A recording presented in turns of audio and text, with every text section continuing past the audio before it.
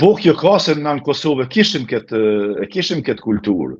Na kishim kulturën e debateve, kur ka fol një njeri, tjertë kanë dëgjuar, pastaj janë lajmëruar tjertë, kanë marrë fjalën, ishte kjo kulturë. Nuk e di që ndodhi, erdhën disa, ta them tash kështu, analista, po si po quhen atje, edhe aty erdhën disa vetëm se e ngrisin zanin, vetëm se bërtasin, vetëm se janë arrogantë dhe morën hapësirë. Dikur shkojnë konkurenca mes tyre, kështu që zëri njerëzve turë që din të formulojnë mendime, që din të argumentojnë, u shua, u zhduk, dhe tash kanë metë shumë pak njerëz aty, mund t'i numrojnë Gishta, për shembull, është Dugaxhin Gorani, është Halil Matoshi, mos t'i them tash edhe disa tjerë, cilët janë të kulturuar, flasin ngadalë, argumentojnë shumë mirë, po në anën tjetër janë disa që vetëm vinë për ta ngritur zanin.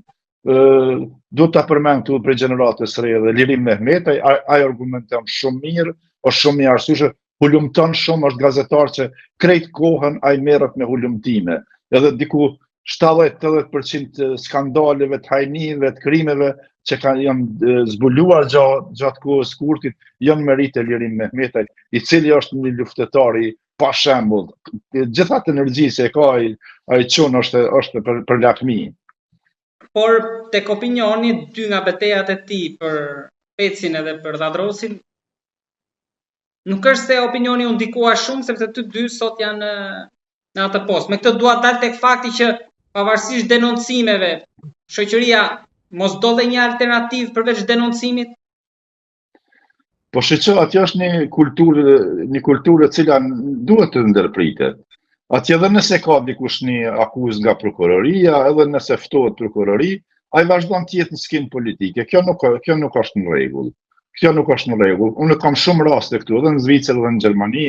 Ishte një rast në Gjermani ku ministresha e kulturës dhe arsimit, sa më kujtohet, i kishte dalë një aferë se kishte bërë një plagiatur gjatë punimit doktoraturës. Dhe ajo filloi të merret me atë punë dhe nëpër media, dhe kancelarja Merkel e ftoi, ta shkon në shtëpi, tha merru me këtë problem, tha se unë kam probleme tjera ka qeveria.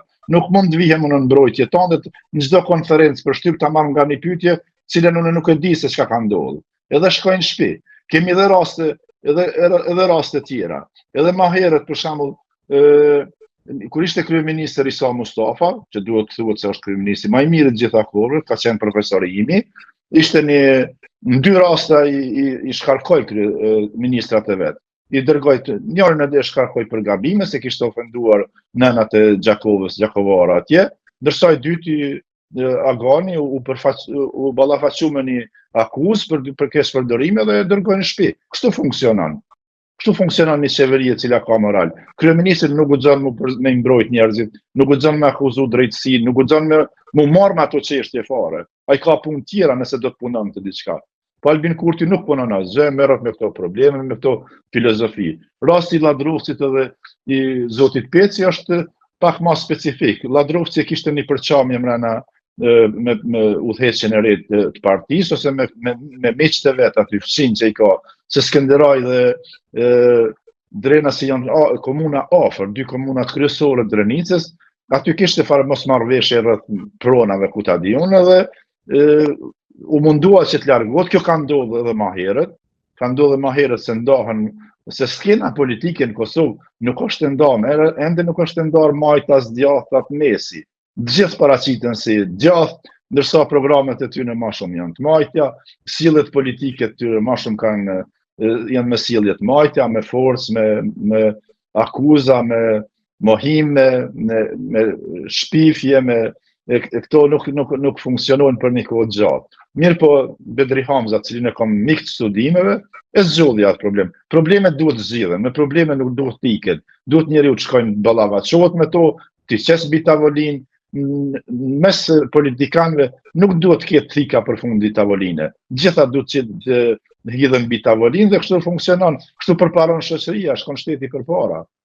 Zoti Rexha, ju përmendet zotin Hamza që erdhi dhe dukej sikur risia e vet me këtyre zgjedhjeve ishte ai, edhe me ato ndryshimet e disa afrime që bëri. Por në ditët e fundit, ndoshta në gjykimin tim, algoritmi sikur po nxjerr përpara nisem edhe nga rrjetet sociale, zotin Haradinaj, si për intervistat e tij, deklaratat, kreditet që i dha Isa Mustafa për ushtrinë, por edhe për figurat që ka afruar.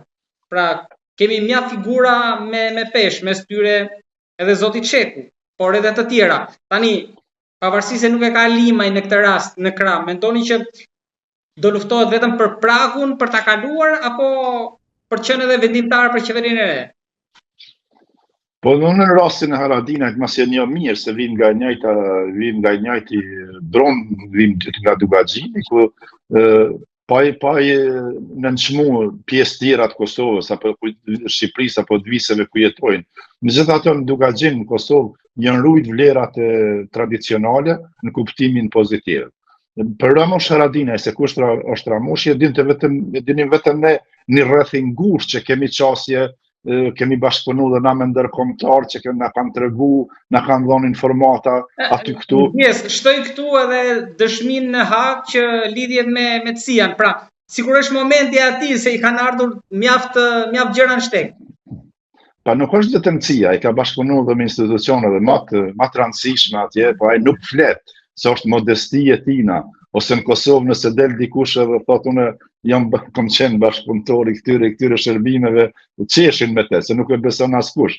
Po e deshti rasti, edhe ata si kanë thonë, gjithë ata i kanë thonë vetëm kontaktet, se e ke pasën gjatë gjykimit, gjithmonë kanë qenë përfaqësuesit e State Departmentit aty në salë të gjykimit, edhe ata në çdo kohë mund të ndërprejnë, këto informata nuk janë deklasifikuar, ata e thonin vetëm ato çka mund të thuhet për momentin.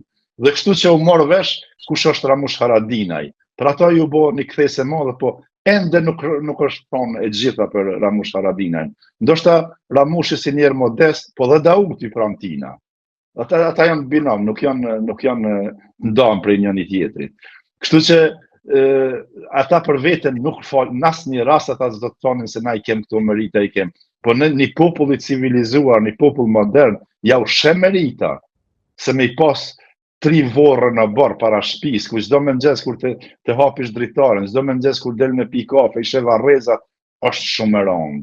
Është shumë e rëndë. Unë kisha për ta tregoj vetëm një rast personal. Doja ta bleja një shtëpi në Pej. Edhe ishte aq e mirë sa më mbush menja mu dhe bashkësorët time, cilin e njeh edhe ti, që ta blejmë shtëpinë. Po rruga për me shku të shtëpia ime i binte në për varreza ku i kam varrezat e vlezërve dhe të nanës time.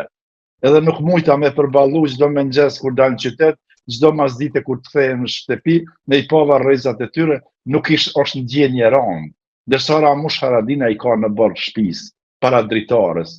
E kjo është një vlerë cilën duhet më ja njoft na si popull, unë ja njoh si njeri cili i kem kalu pothuaj se të njëjtën rrugë.